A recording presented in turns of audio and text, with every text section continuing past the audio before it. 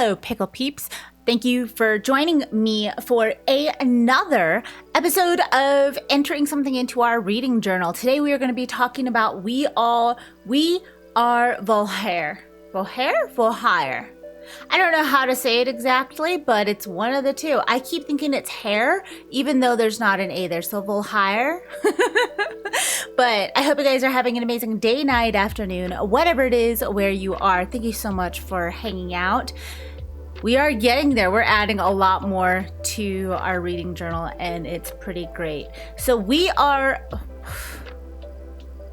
It's super bright. Wow. We Are Voulhire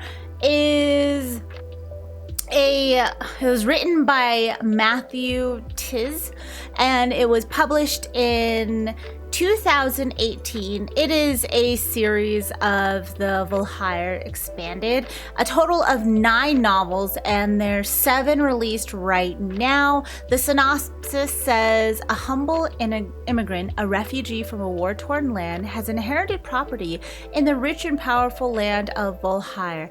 He is anxious to begin his life and show his gratitude to his new land, but the kingdom of Voulhire is busy with problems that lay deep beneath its perfect surface. In the far reaches of uninhabitable realms lies the Ria Rohavi, a host of rebels who dance in wild step as they slaughter all who contribute to the prosperity of the land they so despise. And a few short miles south of Voulhire's shores is an island guarded by an armada of ships. They are guarding a prisoner who is perhaps the most powerful wizard in human history. There he waits, waiting for his perfect moment. The king wants to safeguard his nation, but requires the help of the Minoran knights. But the first knight is a corrupt and pedantic philanderer who sees both the kingdom and life itself as nothing more than a game. These are the times in which the wide-eyed and grateful refugee Galen Bray arrives by boat to Voulhire, vowing to do right by his new people, no matter what it takes. So this is an introductory book into this. This is a new book into the Voulhire series. It's an introductory book. It reads like it. What really brought me into reading this book was, one, it's free on Kindle Unlimited. Well, it was at the time. It still should be now. And it talks about bringing science into a fantasy world and basing a magic system on physics, which sounded great. It sounded like an amazing idea to me. I was like, how would one write that into a novel, into a whole magic system? I was really interested into it. We start off on this book with Galen Bray, the refugee. He talks about the place he was from. The way it is set up, it was the king that was overseeing the whole country. He has sons, and in order to pick an heir for the throne, he gave each of his sons an island or a small cluster of islands. Either way, they're just referred to as like the islands, the Prince's Islands.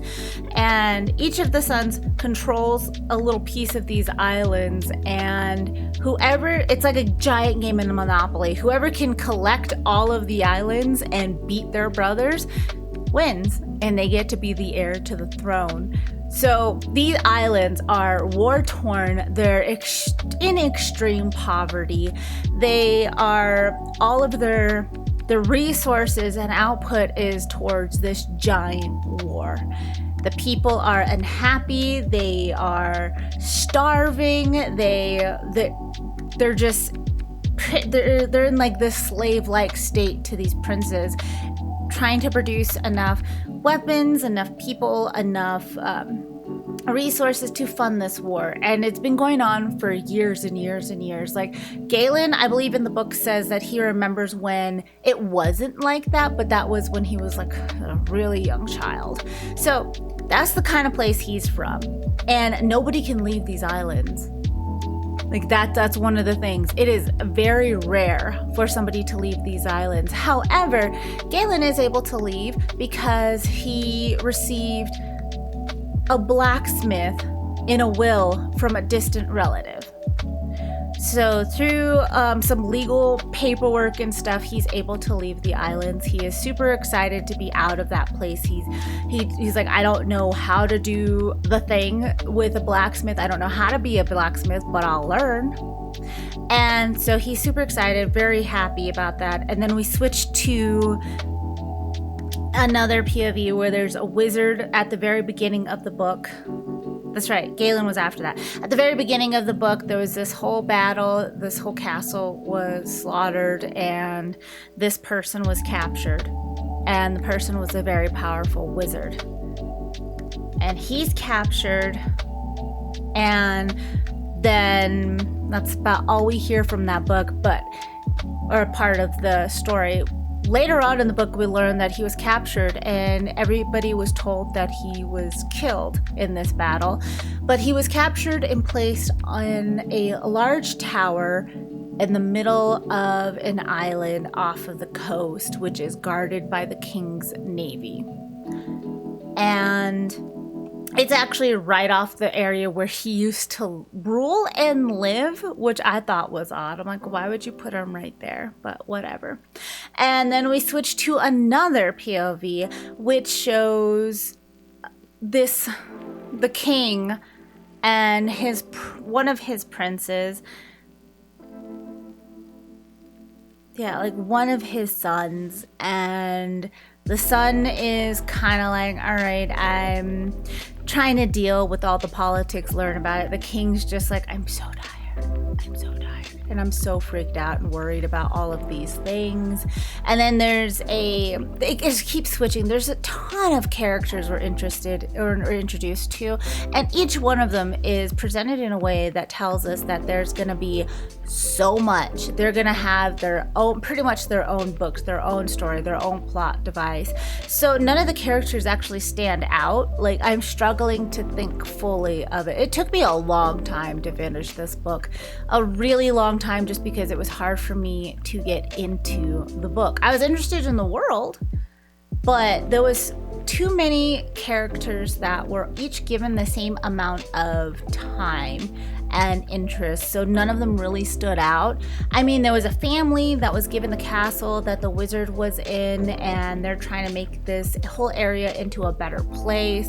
They start working on the education system, the religious system, medical system, everything like that. This guy has 2 kids. One of his kids is like working on ice magic and illusionary magic. There's a chick from a different dimension that it is heavily said that she uses physics to travel through dimensions, and every dimension she goes in is completely different, and she has been in several forms, but we don't know where she's from, and it's super vague about it. She shows up into the tower that the wizard is in. The wizard uses illusions to like drive the guards crazy, and so they have to keep switching out guards. The noblemen from the family, like the head guy, is like, all right, I know what's going on. Okay, I understand what the king is saying, that there's this prisoner. Okay, it's here. And then there's an army that this wizard kind of controls that dances and uses music while they hunt down and kill people. And they're kind of like this, it's not a revolutionary, like a revolution, but they're just against the king and the kingdom. And then there's knights that oppose them. There's apparently a bird that is hunted down to almost extinction because the army that dances uses their feathers as like calling cards. So yeah, it's just all over the place. This book introduced you like just shotgun blast into this whole world, which I didn't like. It took me a long time to finish this book because I didn't like having to be like introduced to a character and be like, okay, this story could be interesting, and then switch, and then switch, and then switch. and then switch, and then switch. We have the wizard, we have the refugee guy, we have the refugee lawyer guy, we have a mayor of the town where the refugee is at. We have him learning how to be a blacksmith, which apparently is super easy if you have a small manual for it. And then we learn about new minerals and materials that are used to use magic with, and apparently the blacksmith guy can get a hold of that. There's a whole story with a lawyer guy that we don't know about. We learn about his firm in the main city. The king is having some issues with his whole politicking thing. His son is getting sucked kind of into the politics but doesn't want to be. We have the Prince's War on all of those islands. We have a pirate ship that's not, a transport ship that's kind of like a pirate ship, but they do legal stuff sometimes. And then we have this lord's family who's there, and I guess between them and the refugee, they get the most book time, the most story time. And at the end, they're all killed. Spoiler, they're all killed except for the son, and the chapter before, there's a big fight there with this army. It's very heavily implied that they're just they're not going to be there. It's just focusing on the son, which it didn't focus on before, so I didn't like that. I could have dealt with all of this. Mostly it would have been annoying, and I was slugging through it because I was like, how does science work in the magic system on this? Tell me how science works in it. And they don't. They keep saying physics. They throw physics in there in the book all over the place, physics. I'm like, okay, what? Are you gonna explain this to me? Are you gonna do some correlation? So far you're just telling me there's illusionary magic, there's ice magic that's mostly illusionary, there's magic to where people can manifest things, but only some things and not other things, and you're not telling me why. We get into this huge fight scene, and they were like, okay, it's building up. There's this army coming in, there's these knights that were coming in, and they were attacked, and this tower is being attacked while all of the families and noble people are in there, so it's super tense, and it's all ramping up, and there's this, it's not really a wizard, but one of the enemies, I don't remember what they were called, but one of the enemies was in there, and they were teleporting from one place to another, and while they were fighting, and he had this huge hammer, so he was teleporting in and out, dodging arrows, dodging swords, and teleporting behind people, hitting them with the hammer, teleporting around and avoiding all of the hits. It reminded me of a Dragon Ball Z episode where Goku would start moving so fast it looked like he was teleporting and people couldn't hit him. Kind of like that. That's how it read to me, and I saw it in my head. And when he's killing somebody and they're like, how did you do that? He's like, physics. And I was like, are you fucking kidding me? Really? So that's when I had to put the book down. And it took me another 3 weeks to finish the book because I'd pick it up and I was just so angry at that. I'm like, you are a damn dirty liar. You are a damn dirty liar. You told me that physics would be incorporated into the magic system and that it would be told to me in this book, at least an introductory type of way. We didn't hear much of the magic system in this. There's a lot of talking. It's a lot of dialogue in this book of just introductory things, which is great. It's a great way to introduce your readers to the world. But there was too many characters fighting to be the main character. So it was, if it would just focus on one or two and then introduce the rest of them in later books, I think that would have worked out so much better, but it didn't. It introduced a lot. So if I haven't read the rest of the books. I'm sure that this kind of gets sorted out throughout those books. I may give the second one a try and see if it does the whole switch thing. If it does that, I'm out. I can't do it. I'm so sorry.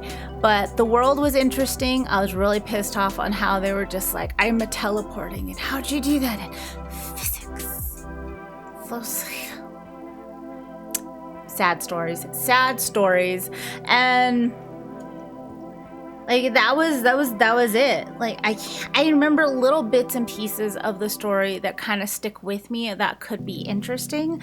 But other than that, everything was so brief that it barely stays there.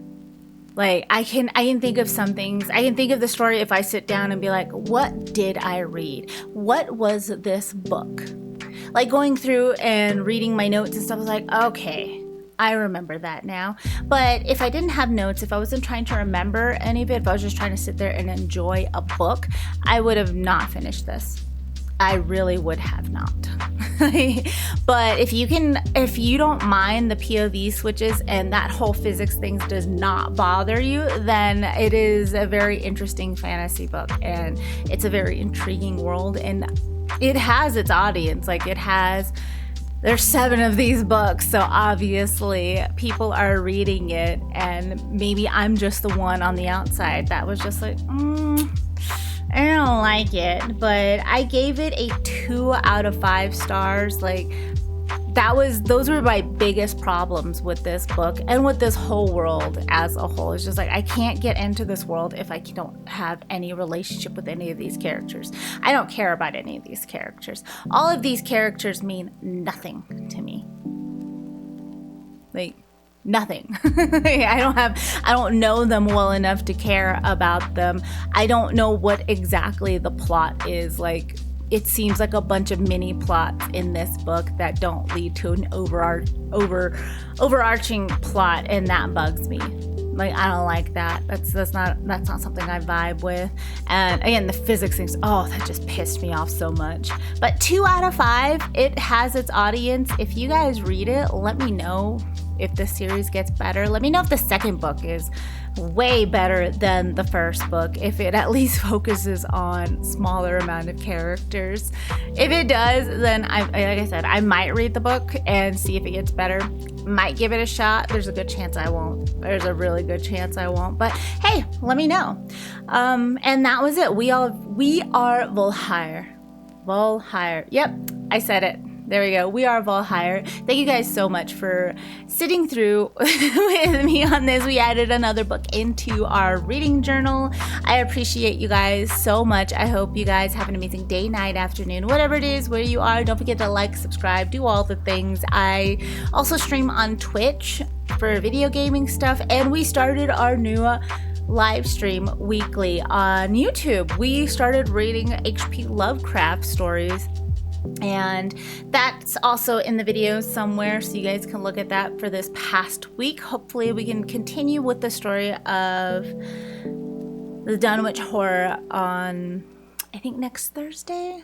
Thursdays are the days I'm going to try and shoot for, but if you have a specific day that you guys want to see me do that or anything, hang out, definitely let me know down in the comments, and I'll talk to you guys later. Bye-bye.